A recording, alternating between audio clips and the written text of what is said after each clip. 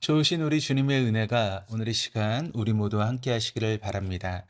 오늘 우리가 함께 나누시면서 은혜 받으실 하나님 말씀은 에스겔 23장의 말씀입니다. 에스겔 23장은 이스라엘 민족들이 애굽에서 노예로 생활할 때부터 바벨론의 포로로 끌려가는 때까지의 역사를 비유적으로 표현하고 있는 말씀입니다.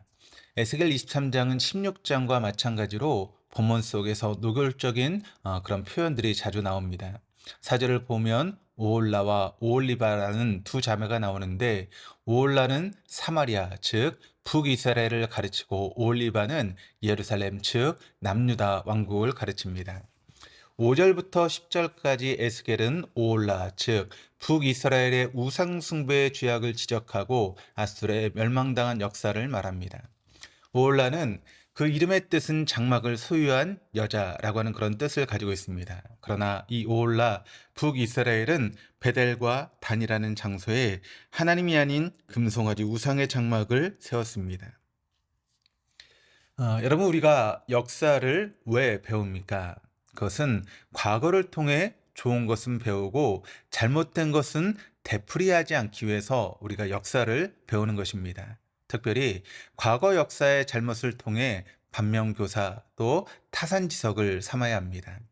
그러나 11절을 보면 그 아우 오올리바는 이것을 보고도 오히려 더 음란의 악행을 했다라고 에스겔은 고발합니다. 즉 남유다 왕국은 북이스라엘의 멸망을 보고 반면교사를 삼아야 되는데 오히려 갈수록 꼴불견인 전입가경의 그런 모습을 보여주고 있는 것입니다. 비록 오올리바라고 하는 이름의 뜻이 장막이 그녀 가운데 있다라고 하는 그런 뜻으로 성전이 예루살렘에 남아있지만 곧 심판과 멸망을 앞두고 있는 것입니다. 하나님과 이스라엘 백성들은 언약의 관계를 맺었습니다. 언약은 위약금을 내고 물릴 수 있는 단순한 계약이 아닙니다. 언약은 당사자의 생명을 걸고 맺는 것이 언약입니다. 창세기 15장을 보면 하나님과 아브라함이 언약을 맺을 때 하나님은 각을 떠서 쪼갠 고기 사이로 횃불을 지나가셨지만 아브라함은 지나가지 않습니다. 그러기에 이 언약은 하나님의 일방적인 은혜의 언약이었습니다.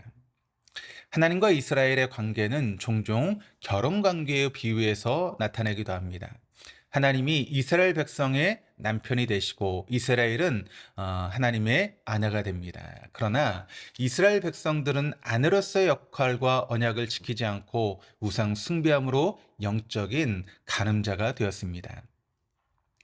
에스겔 선지자는 12절부터 22절까지 남유다 왕국의 우상 숭배의 죄를 고발하며 22절부터 35절까지는 그에 따르는 하나님의 징벌을 말씀합니다. 또한 37절부터 42절까지 에스겔 선지자는 다시 한번 유다 백성들의 죄를 지적합니다.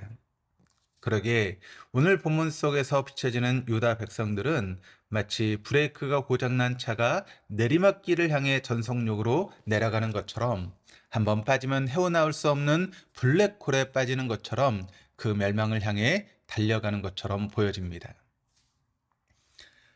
사실 이 죄라고 하는 개념은 에스겔 시대의 유다 백성들이나 오늘 현대인에게도 그다지 별로 달갑지 않은 그런 단어입니다.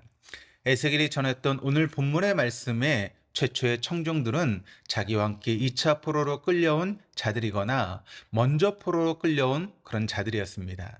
한편 에스겔과 같은 시대의 예레미야 선지자도 역시 유다 예루살렘에서 동일한 심판의 메시지를 유다 백성들에게 전했습니다. 특히 본문 35절과 49절을 보면 자기들의 죄를 자기 스스로 담당할지라라는 말씀이 반복됩니다. 그러기에 에스겔 23장에서는 아무런 소망을 발견할 수 없습니다. 그러나 신약의 관점에서 볼 때 에스겔 23장은 본문의 본질에 대한 한 줄기 빛을 비추어 주고 있기도 합니다. 신약 성경 로마서 1장 18절이 이렇게 증가합니다.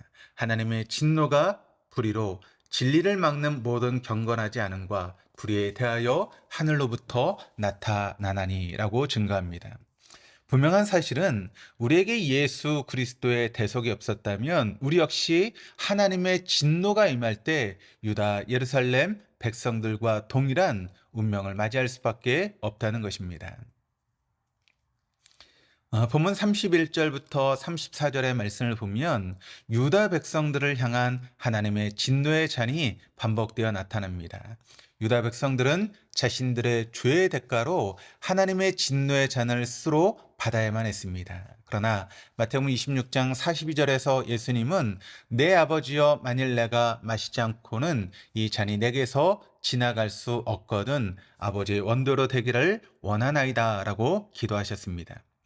마치 대역죄인이 사약의 잔을 받아들고 마시기 직전에 누군가가 대신해서 그 잔을 마시는 것처럼 우리를 향한 하나님의 진노의 잔을 예수님이 대신 받으신 것입니다. 따라서 그 누구라도 비록 에스겔 23장에 나오는 유다 백성들보다 더 악한 죄를 범했다 할지라도 그리스도의 대속을 바라보며 나아갈 수가 있는 것입니다. 그러기에 본문은 단순한 도덕과 윤리가 결코 아닙니다.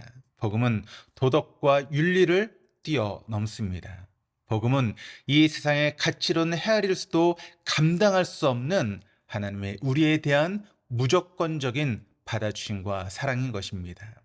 그러므로 오늘도 그 사랑과 우리를 받아주시는 그 하나님의 그 풍성한 긍휼을 우리가 깨달으며 살아갈 수 있는 복된 한 날 되어줄 수 있기를 주님의 이름으로 축원합니다.